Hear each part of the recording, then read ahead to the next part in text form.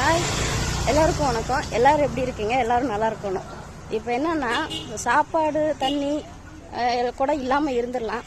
ஆனால் என்னால் ஒரு விஷயம் இல்லாமல் நான் இருந்ததே கிடையாது. ஆனால் அந்த விஷயம் இல்லாமல் இனிமேல் ஒரு 11 நாளைக்கு இருக்கணும்னு சொல்லியிருக்காங்க.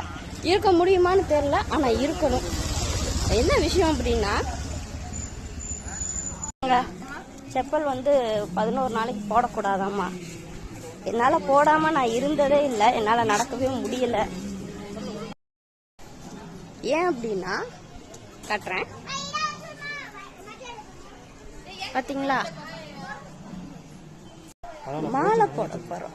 ஃபர்ஸ்ட் டைம் பார்க்கலாம். 11 நாளைக்கு எப்படி விரதம் இருக்குன்னு தெரியல. எல்லாம் கேட்டிருக்கேன்.